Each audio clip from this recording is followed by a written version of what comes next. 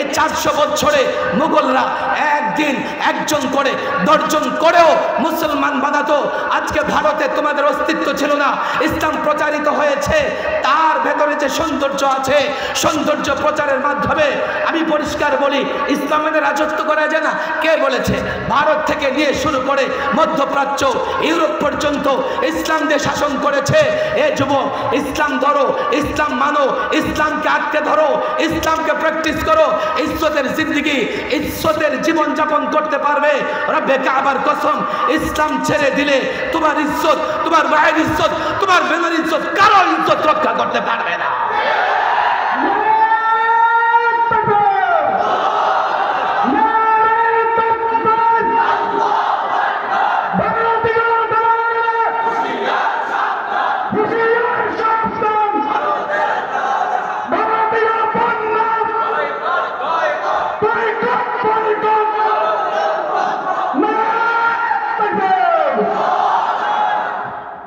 বলা হয় যে বর্ডারের দরকার কি, আমরাও বলি বর্ডারের দরকার নাই। গোটা পৃথিবী আমাদের, আমরা গোটা পৃথিবী শাসন করেছি, কিন্তু যারা আমাদেরকে চতুর্দিকে কাঁটাতারের বেড়া দিয়ে রাখে, আমি বর্ডার খুলে দিলে আমার লাভ কি? ওরা যদি আমাদের কাঁটাতার দিয়ে বেড়া দিয়ে রাখে, তো আমি বর্ডার খুলে দিলে তো যেতে পারবো না, তাদের কাঁটাতারে আমার ফেলানির লাশ ঝুলতে থাকবে। যুবকদের পরিষ্কার বলে, নিজেদের ভিতরে দ্বন্দ্ব নয়, মারামারি নয়, প্রস্তুতি নাও সর্বাত্মক লড়াইয়ের। আর এই লড়াই হবে একদিকে ইসলাম, আরেকদিকে কুফর, একদিকে ঈমান, আরেকদিকে কুফর। এই লড়াই হবে যে লড়াইয়ের শেষ কাফেলা মাহাদির সঙ্গে, হযরতে মাহাদির সঙ্গে গোটা দুনিয়ার কুফফারের সঙ্গে লড়াই করবে। ভুলে যাও নিজেদের ভেতরে মত পার্থক্য, ভুলে যাও, সর্বাত্মক লড়াইয়ের প্রস্তুতি নাও। রব্বে কাবার কসম, আগামীর লড়াইয়ে গোটা পৃথিবীতে ইসলামের পতাকা উড্ডীন হবে, উড্ডীন হবে, উড্ডীন হবে।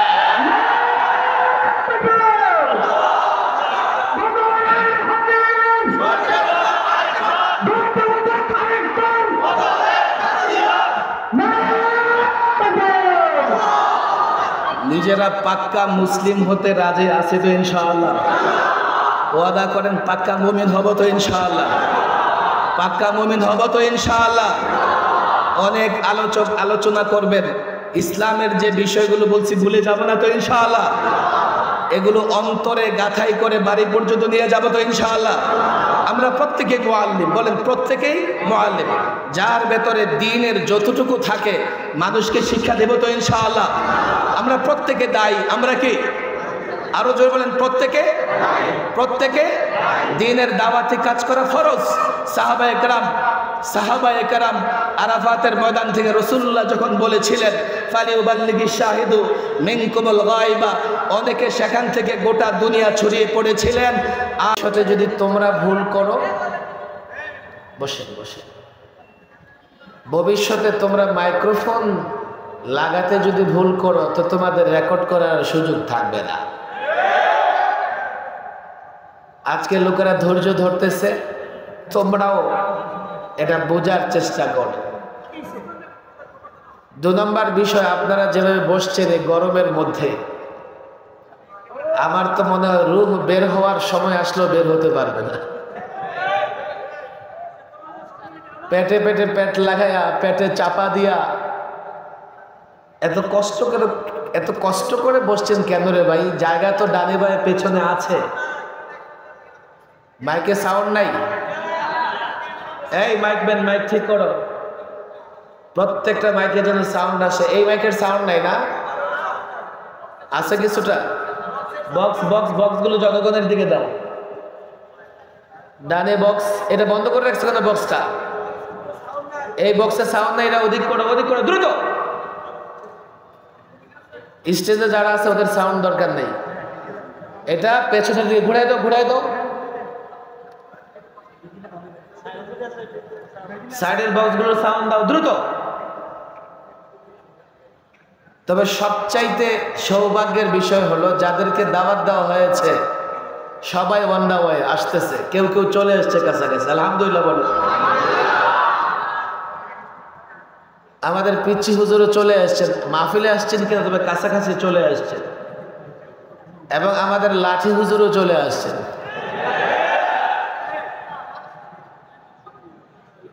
উল্টাপাল্টা করবেন, লাঠি কিন্তু ছুঁড়া মারবে।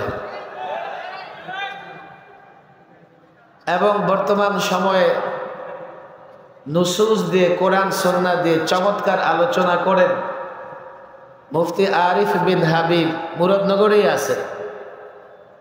যে কোনো সময় আপনাদের কাজিয়াতোলা ইন করবেন। বিদায় মাহফিল রাত 12টা পর্যন্ত চললে কষ্ট হবে আমাদের। আজকের রাত 12টা পর্যন্ত বসতে পারবো তো ইনশাআল্লাহ?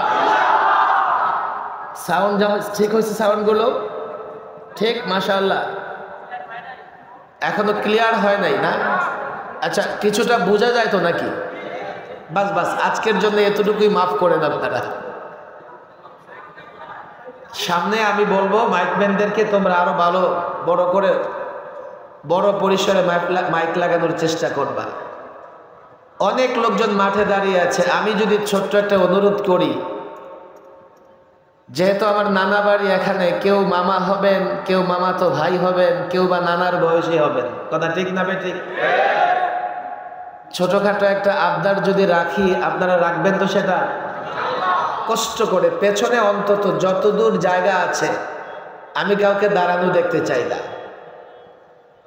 দাঁড়ালে শয়তান নানা ভাবে ঘুরাইতে থাকে, মনটাকেও ঘুরায়, দেহটাকেও ঘুরায়। নিয়ত করে বসে যাই, কম পক্ষে 12টা পর্যন্ত থাকবো তো ইনশাআল্লাহ। শয়তান তাড়ানোর জন্য জোরে তাকবীর দিয়ে বলি আল্লাহু আকবার। সাউন্ড বের হচ্ছে না, পেটের চাপা পড়ে আছে। আল্লাহু আকবার। জোরে একসঙ্গে সকলে আল্লাহু আকবার।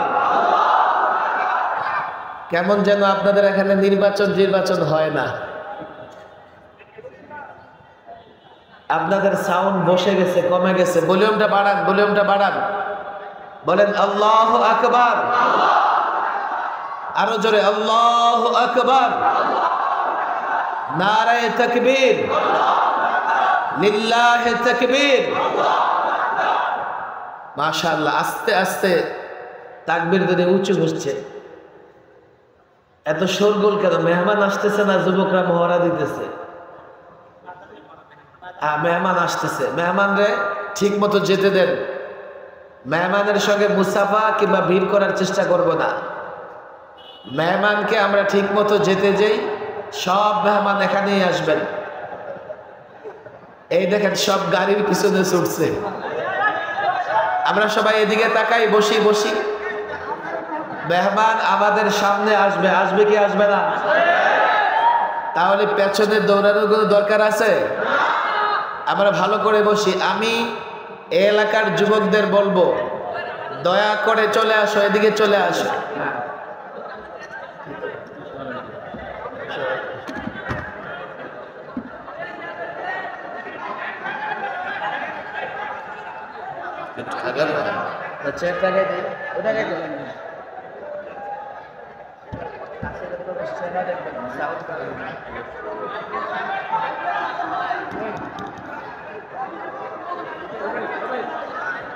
আপনারা আওয়াজ শুনতেছেন তো? মাশাআল্লাহ। হ্যাঁ, আওয়াজ শুনেন। যারা দাঁড়িয়ে আছেন একটু আস্তে আস্তে করে বসে যান। সম্ভবত কে আসছে? রফিকুল ইসলাম মাদানী সাহেব আসছেন। মাশাআল্লাহ। কেন্দ্রীয় কারাগারে আমরা কয়েকদিন একসঙ্গে ছিলাম। এজন্যে আপনাদের কষ্ট হইতেছে আমার দিকে লক্ষ্য করে। আগে থেকেই বাবা আজকে আর হবে না, আজকে বসে যাও, আজকে একটু বসে যাও। একবার দেখে বসে যাও। একবার দেখে বসে যাও। আর আমারে তো জাতি মিডিয়ায় দেখে, টেলিভিশনে দেখে, আর এমনি দেখে লাভ কি? একবার দেখে বসে যাও। আজকে দেখো, আজকে ক্যামেরা নাড়তে গেলে পুরা প্রোগ্রাম নিয়ে ঝামেলা তৈরি হবে। আজকের জন্য আমার অনুরোধ, কেউ সাউন্ড করবো না, বসে যাই। একটু পর মেহমানরা আসবে, ওনারা এখানে আসবেন কি আসবেন না? আমাদের ছুটাছুটি করলে মেহমানেরও কষ্ট হবে, আমাদেরও কষ্ট হবে। কথা ঠিক না বেঠিক? আমাদের ধর্মের নাম কি বলেন দেখি? আসতে বললে হবে না, আজকে আমি সাউন্ড উঁচু আওয়াজে শুনতে চাই। আমাদের ধর্মের নাম কি? আরো জোরে, আমাদের ধর্মের নাম কি? আরো জোরে, আমাদের ধর্মের নাম কি? ইসলাম শব্দের অর্থ কি? সবাই একমত? ইসলাম শব্দের অর্থ কি? কিরে ভাই, কত ওয়াজ করলাম এটা নিয়ে, এরপরেও দেখি লোকেরা শিখে না। তাহলে মিডিয়ার মাধ্যমে আসলে ইসলাম শেখা যায় না। ইসলাম শব্দের অর্থ হলো আত্মসমর্পণ করা। কি করা? আরো জোরে বলেন, কি করা? মস্তক অবনত করা। কি অবনত করা?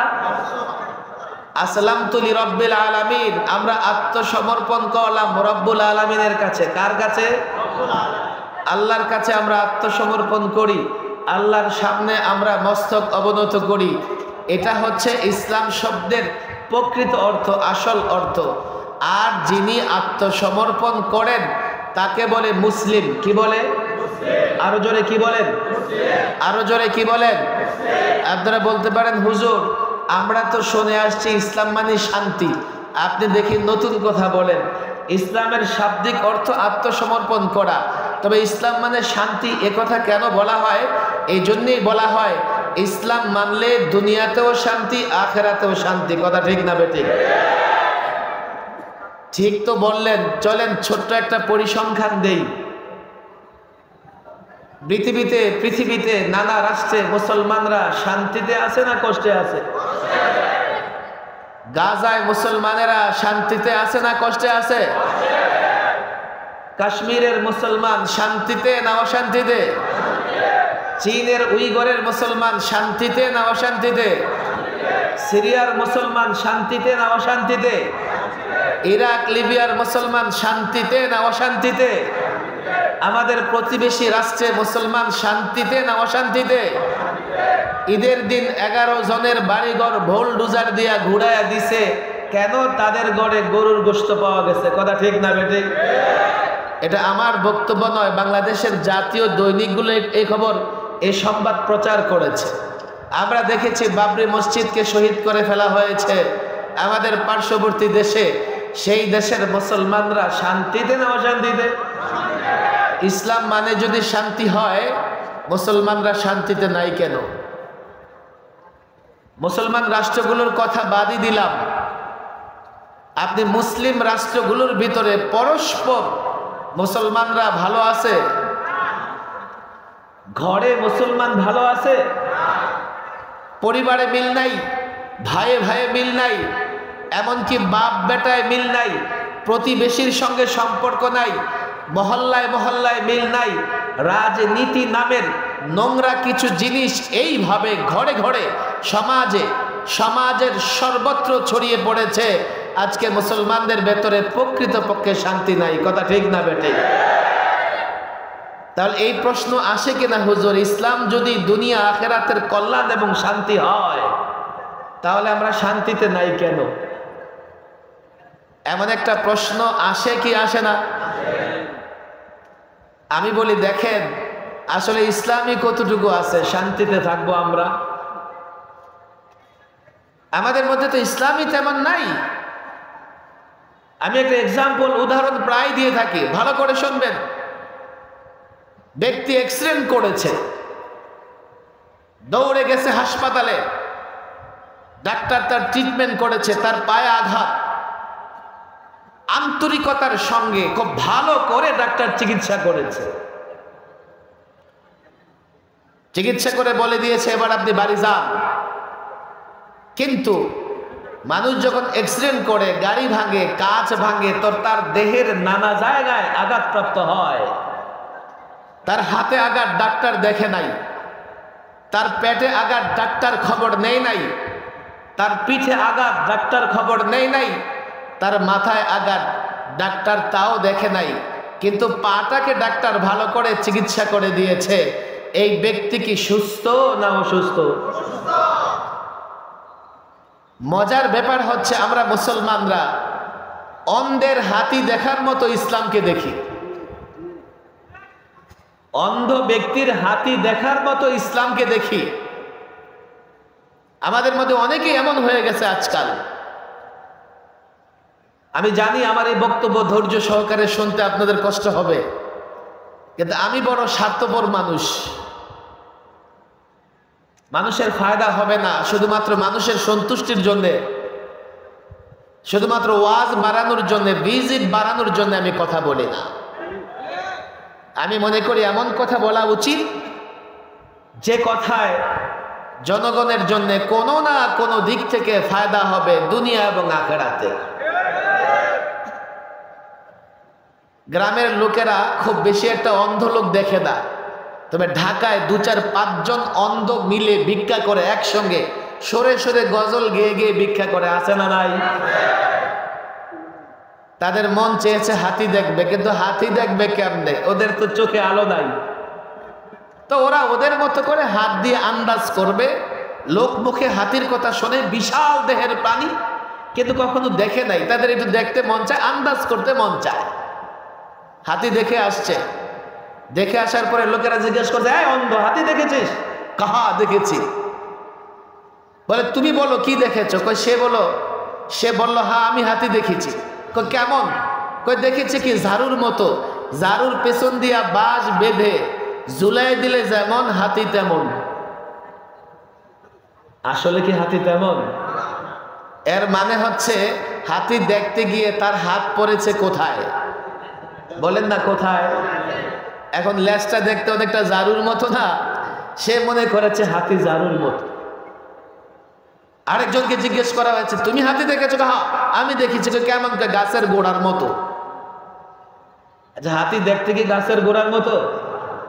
এর মানে তার হাত পড়েছে কোথায়? বলেন কোথায়? আরেকজন অন্ধকে জিজ্ঞেস করেছে, তুমি কি দেখেছো? সে বলে হ্যাঁ আমি হাতি দেখেছি, এটা কুলার মতো। কুলা শব্দ চিনেন তো আপনারা? আপনাদের এলাকায় কি বলে? এই যে ধান টান এটা ঝাড়ে সারে কি বলে? সে বলে আমি হাতি দেখেছি। হাতি কার মতো? এর মানে তার হাত পড়েছে কোথায়? আরো জোরে বলেন কোথায়? আমাদের শিক্ষিত সমাজ, আমাদের যুবকরা ইসলামটাকে এইভাবে দেখে, অন্ধের হাতি দেখার মতো। ইসলামের যতটুকু সে জানে মনে করে ততটুকুই ইসলাম, এর বাইরে ইসলাম নয়। যতদিন আপনি ইসলাম যেহেতু কমপ্লিট কোড অফ লাইফ, পূর্ণাঙ্গ জীবন ব্যবস্থা, যতদিন আপনি ইসলামকে পূর্ণাঙ্গ রূপে ভালো করে বুঝবেন, পূর্ণাঙ্গ ইসলামকে বাস্তবায়ন না করবেন, আমল না করবেন, ইসলামের পুরোপুরি শান্তি কোনোদিন ভোগ করতে পারবেন না। আমরা অন্ধের হাতি দেখার মতো ইসলাম দেখি। আফসোস, আমি টেলিভিশন টক শোতে অনেক নাস্তিকের সঙ্গে লড়াই করেছি। ওরা শুধু অন্ধের মতো না, মনে হয় যে জন্মানদের মতো ইসলামকে দেখে। আংশিক ট্রিটমেন্ট নিয়ে যেভাবে রোগী সুস্থ হয় না, আংশিক ইসলাম দিয়ে আপনি পরিপূর্ণ সুখে শান্তিতে থাকতে পারবেন না। যদি মনে করেন পরিপূর্ণ সুখে শান্তিতে থাকবেন, পূর্ণাঙ্গ ইসলামের উপর আমল করতে হবে। সকাল থেকে বিকেল পর্যন্ত, রাত পর্যন্ত ইসলাম যে নির্দেশনা দিয়েছে পুরোটাই মানবার চেষ্টা করতে হবে। কথা ঠিক না বেটি? কিন্তু একটা মুশকিল আছে ভিন্ন জায়গায়। আমরা যখন ইসলামের নানা বিষয় নিয়ে কথা বলি, তা আমাদের যুব সমাজ মনে করে হুজুর এই ইসলাম কোনোদিন মানতে পারবো না। ওরা আপনারা পারেন, আপনারা পারবেন, আমাদের দ্বারা সম্ভব না। আরেকটা কিচ্ছা আমি প্রায় বলি, আমাদের ছাত্ররা জানে এটা। ছাত্র গেছে ওস্তাদের জন্য দুধ হাদিয়া দিয়ে, ওস্তাদ বলতেছে কিনে আসছিস? হুজুর আপনার জন্য দুধ হাদিয়া দিয়ে আসছি। ওস্তাদ ছিলেন অন্ধ, কোনোদিন দুধ দেখে নাই। বলে দুধ কেমন রে? হুজুর দুধ আর কেমন হবে, সাদা। তে বেচারা তো সব কালা দেখে, সাদা দেখবে কোত্থেকে? সাদা কেমন? হুজুর সাদা কেমন? সাদা হচ্ছে বকের মতো। এই বেচারা অন্ধ, বক দেখছে শুধু কাউয়াই তো দেখে। বক কেমন? এমন। বক কেমন? ওস্তাদ হাত ঘুরাইতেছে, ঘুরাইয়া বলে যে এই দুধ আমার গলা দিয়ে যাবে না। আমি যখন পূর্ণাঙ্গ ইসলামের কথা বলি, যুবকরা মনে করে হুজুর এই ইসলাম মানা যাবে না। পরিষ্কার বলি যুবক, শোনো, একটু চোখ খুলে তাকাও। এখন গোটা পৃথিবী তোমাদের হাতের মুঠোয়, তোমাদের পকেটে। একটু চিন্তা করো, আজকে পৃথিবীতে মুসলমান শান্তিতে নাই, ইজ্জতের সঙ্গে নাই, সম্মানের সঙ্গে নাই। মুসলমান রাষ্ট্রগুলোতে রাজনীতির নামে নানা নামে মারামারি কাটাকাটি। মুসলমানদের ঘরে শান্তি নাই, সমাজে শান্তি নাই। একটাই কারণ, ইসলামটাই তো ঠিক মতো মুসলমান মানে না। শান্তি কি করে আসবে? আজকে দেখো না, একটু তাকাও না, অনেক চিৎকার তো আমরা করেছি। একটু ভাববার জন্য তো সময় বের করো। 1.5 কোটি ইহুদি, 200 কোটি মুসলমান, অথচ 200 কোটি মুসলমান 1.5 কোটি ইহুদির বিরুদ্ধে লড়াই করার সাহস রাখে না। কারণ একটাই, নামে মুসলমান, সংখ্যায় মুসলমান। প্রকৃত মুসলমান যদি হতো তো বদরের ময়দানের দিকে তাকাও, 313 জন গোটা কাফের বাহিনীর বিরুদ্ধে দাঁড়িয়ে গেছে। 313 জন কেমন জানো? পেটে খাবার নাই, সোজা হয়ে দাঁড়াতে পারে না। তরবারি, মাত্র কয়েকটা তরবারি, 2টা ঘোড়া। কাফের বাহিনী তৎকালীন সময়ের সর্বাধুনিক অস্ত্রে সুসজ্জিত। বিজয় মুসলমানদের হয়েছে, কেননা তারা পাক্কা মুসলমান ছিলেন। কথা ঠিক না বেঠিক? পূর্ণাঙ্গ ইসলাম জানা এবং পূর্ণাঙ্গ ইসলামের উপর আমল করার দরকার আছে না নাই? যদিও আমি জানি আমার এই আলোচনা একটু কঠিন হবে আপনাদের জন্য। ওয়াজ আমার পরে আরো 3 জন আছে, ওনারা করবেন। আমি স্বার্থপর মানুষের মতো আমি কিছু মৌলিক কথা বলে দিতে চাই, যাতে এই মাহফিলে উপস্থিত ছাত্র এবং যুবকরা দায়ী হতে পারে, ইসলামের জিম্মাদারি পালন করতে পারে। আমি ওয়াজ করে চলে গেলাম, আপনি ঘরে চলে গেলেন, কালকে আপনি আপনার কাজ করলেন, আমি আমার কাজ করলাম। কোনোদিন আমরা মুসলিমরা মুক্তি পাবো না, দুনিয়াতেও না, আখিরাতেও না। আমাদের সমস্যাগুলো চিহ্নিত করতে হবে, সেগুলোর সমাধান বের করতে হবে। তাহলে অতীতের সোনালী যুগের মুসলিমদের মতো আমরাও ইজ্জতের সঙ্গে জীবনযাপন করতে পারবো। এজন্যে পূর্ণাঙ্গ ইসলাম জানা এবং পূর্ণাঙ্গ ইসলামের দাওয়াত প্রত্যেকটা যুবক, প্রত্যেকটা মানুষের কাছে পৌঁছানোর দরকার আছে না নাই? আপনাদের কষ্ট হচ্ছে না তো? রাত 12টা বেজে গেছে, 12টা পর্যন্ত থাকবো তো ইনশাআল্লাহ। লম্বা করে হাত উঠান সবাই। কয়টা আঙ্গুল আছে? কয়টা আঙ্গুল? আপনাদের কষ্ট হইতেছে? কয়টা আঙ্গুল? ইসলামের সমস্ত বিষয়গুলোকে ফোকাহায়ে কেরাম কয় ভাগে ভাগ করেছেন? আরো জোরে জোরে জোরে কয় ভাগে? আরো জোরে কয় ভাগে? ইসলামের সমস্ত বিষয়গুলোকে ফোকাহায়ে কেরাম কয় ভাগে ভাগ করেছেন? আরো জোরে আরো জোরে বলেন। 1, আকায়েদ। আকায়েদ মানে কি? বিশ্বাস। আমরা বুঝি তো বিশ্বাস, ঈমান বুঝি তো, আছে না কোরআনে কারিমে? আমিনু বিল্লাহি ওয়া মালাইকাতিহি ওয়া কুতুবিহি ওয়া রুসুলিহি ওয়াল ইয়াউমিল আখির। আর আমরা মক্তবেই তো পড়ি, আমরা কালিমা পড়ি না? কালিমায়ে তয়্যিবা, শাহাদাত, তাওহীদ পড়ি কি পড়ি না? ঈমানে মুজমাল, ঈমানে মুফাসসাল পড়ি কি পড়ি না? কি পড়ি? আমানতু বিল্লাহ ওয়া মালাইকাতিহি ওয়া কুতুবিহি ওয়া রুসুলিহি ওয়াল ইয়াউমিল আখির ওয়াল কদরি খায়রিহি ওয়া শাররিহি মিনাল্লাহি তাআলা ওয়াল বা'সি বা'দাল মাউত। পড়ি কি পড়ি না? তাহলে ইসলামের প্রথম বিষয় আকায়েদ। আবার একটু হাত উঠান। ইসলামের প্রথম বিষয় কি? আরো জোরে আরো জোরে। 2, ইবাদত। ইবাদত কি জিনিস? নামাজ, রোজা, হজ, যাকাত, জিহাদ। ইবাদত কয়টা? মৌলিক ইবাদত কয়টা?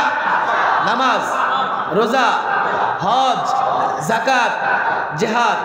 মৌলিক ইবাদত কয়টা? তাহলে 1 আকায়েদ, 1 কি? 2 ইবাদত, 3 বলেন 3। ইসলামের সমস্ত বিষয়গুলো কয় ভাগে বিভক্ত? কয় ভাগে? 1 নাম্বার কি?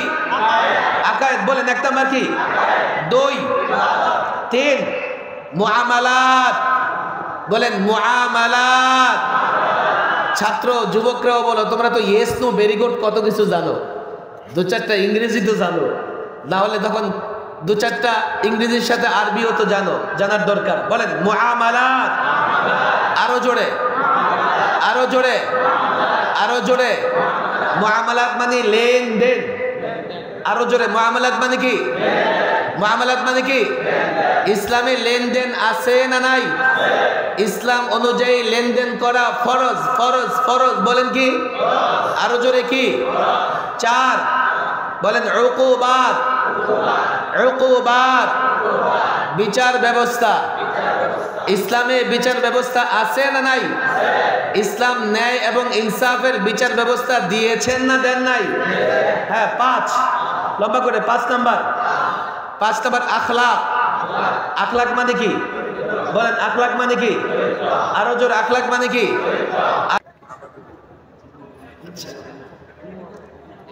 ইসলামের বিষয়গুলোকে কয় ভাগে ভাগ করেছেন ফুকাহায়ে কেরাম? আরো জোরে, আরো জোরে। কয় ভাগে, কয় ভাগে?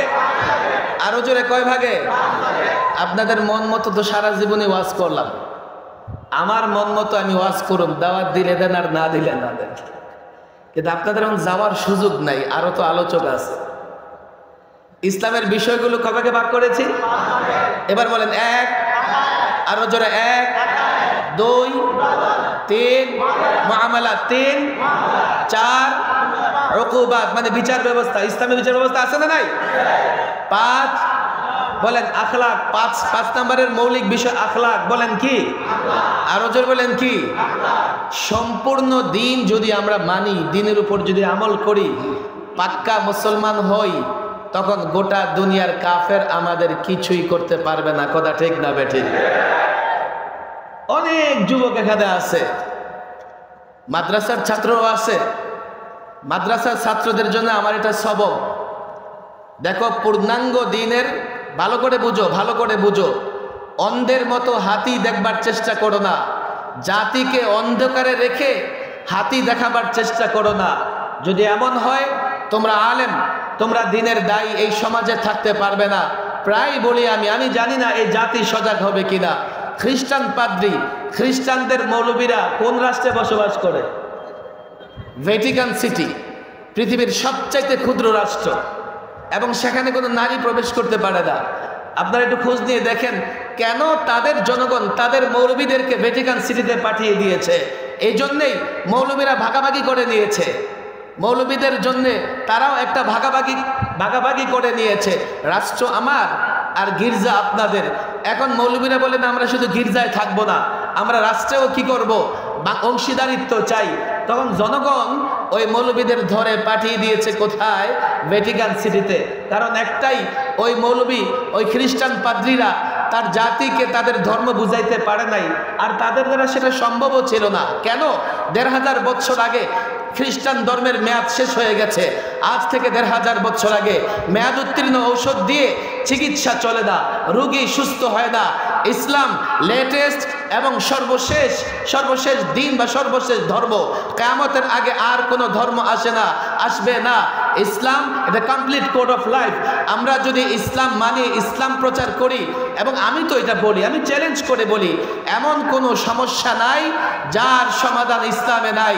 সেটা যাই হোক, ব্যক্তি জীবন হোক, সমাজ জীবন হোক, রাষ্ট্র জীবন হোক, আর যাই হোক না কেন, অর্থ ব্যবস্থা হোক আর বিচার ব্যবস্থা হোক, সব সমস্যার সমাধান ইসলামে আছে না নাই? ইসলাম ধর্মের মেয়াদ আছে না নাই? আমি ছাত্রদের বলি, তোমরা তালিমের পাশাপাশি দায়ী হও, দায়িত্ব নাও, যৌক্তিক জায়গা থেকে, প্রমাণ এবং বিশ্লেষণের জায়গা থেকে। জাতিকে ইসলাম বোঝানোর দরকার আছে না নাই? এই যুবকরা যদি ইসলাম বুঝে যায়, তাহলে 1.5 কোটি ইহুদির হাতে 200 কোটি মুসলমানদের মার খাওয়া লাগবে না। কথা ঠিক না বেঠিক? আমাদের যুবকরা তো ইহুদিদের ইতিহাসই জানে না। আমাদের যুবকরা মসজিদ আকসা, বাইতুল মুকাদ্দাসের কি ফজিলত তাও জানে না। উলামাদের দায়িত্ব বাইতুল মুকাদ্দাসের ফজিলত এই জনতাকে শোনান। আজকে যদি বাইতুল মুকাদ্দাসে যাবার সুযোগ থাকতো, জীবনে একবার হলেও আমরা বাইতুল মুকাদ্দাসে গিয়ে নামাজ আদায় করতাম। কথা ঠিক না বেঠিক? আমাদের মসজিদ বড় পবিত্র ভূমি। আর ইহুদি কারা? আর ইহুদিদের সম্পর্কে কোরআন সুন্নাহর আলোচনা তো আছেই। ইহুদিদের সম্পর্কে খ্রিস্টান এবং বর্তমান সময়ের অনেক অমুসলিম রাষ্ট্রপ্রধান থেকে শুরু করে লেখকদের বিশ্লেষণ বক্তৃতাও আছে। ইহুদিরা পৃথিবীর সবচাইতে নিকৃষ্ট জাতি, সবচাইতে নোংরা জাতি। ইহুদিরা মানবতার দুশ্মন, এই ইহুদিরা মানুষের দুশ্মন, এই ইহুদিরা শান্তি এবং শৃঙ্খলার দুশ্মন। এই যখন অবস্থা, তখন এই যুবকদের বুঝতে 30-40 বছর লাগছে। আজকে আমরা দেখি সরকারি দলের ছাত্র সংগঠনও ফিলিস্তিনের পক্ষে কথা বলে, কথা ঠিক না বেঠিক? আর আমরা যখন কথা বলেছি আমাদেরকে তারা তিরস্কার করেছে, মেহমানখানায় নিয়ে এই প্রশ্ন ওই প্রশ্ন করে, আপনারা কেন এগুলো নিয়ে কথা বলেন? পরিষ্কার বলি আমি এই কথাগুলো, আমি আলেমদেরকে বলি, দেখেন আজকে আপনি একটা কথা বলবেন, হতে পারে সমাজের যুবকের ভালো লাগবে না, কিন্তু এই যুবক যখন একটা দিন বুঝবে যে না আলেম সঠিক বলেছে, তা আপনার পায়ে পড়ে থাকবে, আপনার বিরোধিতা করবে না, কথা ঠিক না বেঠিক? এই যুবকদেরকে ইসলাম বোঝানোর দরকার আছে না নাই? আমরা যদি ইসলাম মানি শান্তিতে থাকবো। আমি কিছু কথা প্রায় বলি, আমি মিডিয়া তোমাদেরকেও বলি, এগুলো প্রচার করো। ইসলাম সুন্দরের ধর্ম, ইসলাম সৌন্দর্যের ধর্ম, ইসলাম ন্যায়ের ধর্ম, ইসলাম ইনসাফের ধর্ম, ইসলাম সুষম অর্থ ব্যবস্থার ধর্ম, ইসলাম ন্যায় বিচারের ধর্ম, ইসলাম শান্তির ধর্ম, ইসলাম বিজয়ের ধর্ম। এই যুবক ব্যবসা করতে চাও, বাধা নাই। তুমি রাজনীতি করতে চাও, বাধা নাই। তুমি রাজনীতি করো, ইসলাম মেনে করো। ব্যবসা করো, ইসলাম মেনে করো। ইসলাম মেনে ব্যবসা করবা, দুনিয়াতেও লাভবান, আখিরাতেও লাভবান। ইসলাম মেনে রাজনীতি করবা তো 56,000 বর্গ মাইলের বাংলাদেশের নেতৃত্ব নয়, গোটা পৃথিবীর নেতৃত্ব দিতে পারবে। কে বলেছে ইসলাম মেনে পৃথিবী শাসন করা যায় না? কে বলেছে ইসলাম মেনে রাজত্ব করা যায় না? তোমরা যারা পশ্চিমা নীতি মেনে রাজনীতি করছো, আমার সামনে তোমাদের ইতিহাস, আমাদের সামনে তোমাদের কর্মকাণ্ড স্পষ্ট। পশ্চিমা নীতি মেনে যারা রাজনীতি করে, যারা ক্ষমতা চালায়, তারা পরোক্ষভাবে তাদের গোলামে পরিণত হয়। তাদের ইশারা ছাড়া উঠতে পারে না, বসতে পারে না। রব্বে কাবার কসম, যতদিন এই মুসলমান ইসলাম মেনে কোরআন মেনে রাজত্ব করেছে, 1 বছর নয়, 56,000 বর্গ মাইলের বাংলাদেশ নয়, গোটা পৃথিবী এই মুসলমান 1000 বছর রাজত্ব করেছে, রাজত্ব করেছে।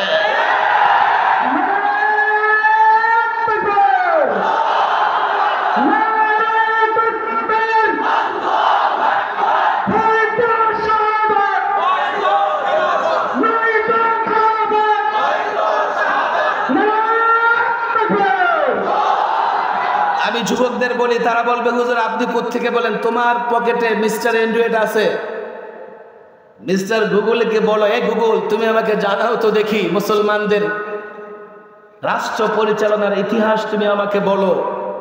মিস্টার গুগল তোমাকে বলবে শুধুমাত্র স্পেন, ইউরোপ মুসলমানরা শাসন করেছে 782 বছর, 782 ইয়ার্স।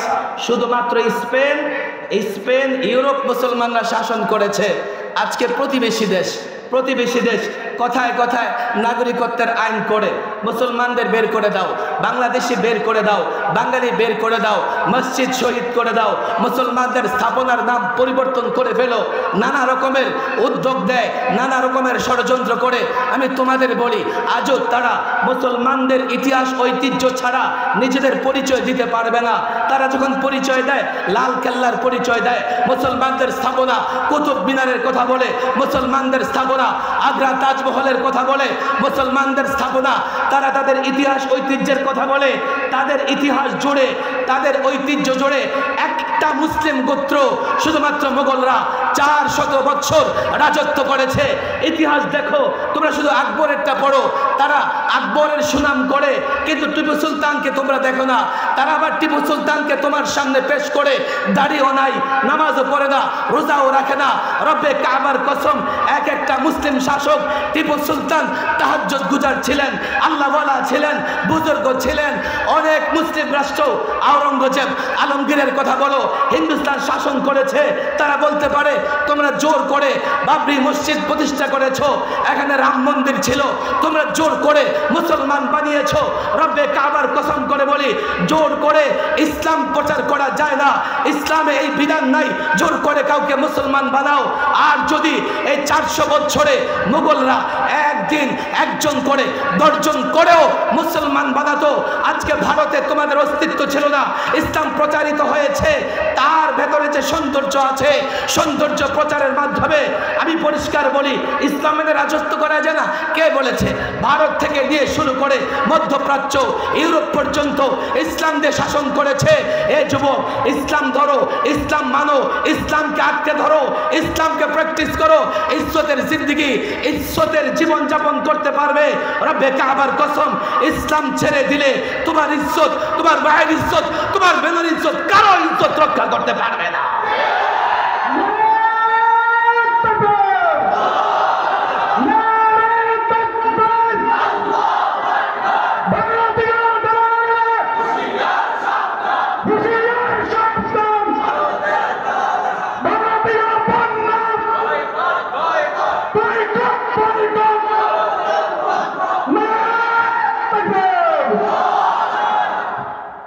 বলা হয় যে বর্ডারের দরকার কি, আমরাও বলি বর্ডারের দরকার নাই।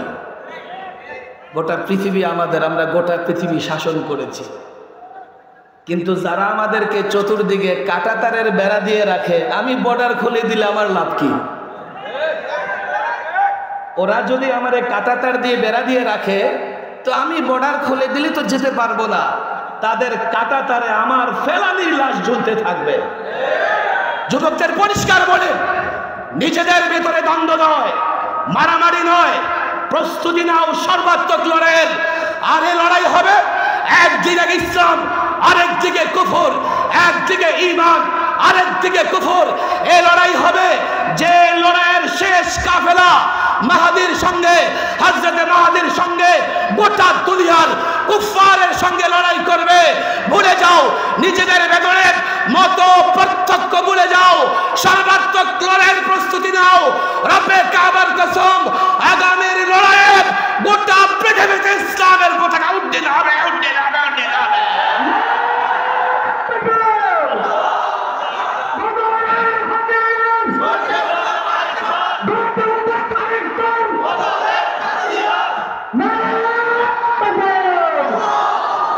নিজেরা পাক্কা মুসলিম হতে রাজি আছে তো ইনশাআল্লাহ? ওয়াদা করেন পাক্কা মুমিন হব তো ইনশাআল্লাহ? পাক্কা মুমিন হব তো ইনশাআল্লাহ?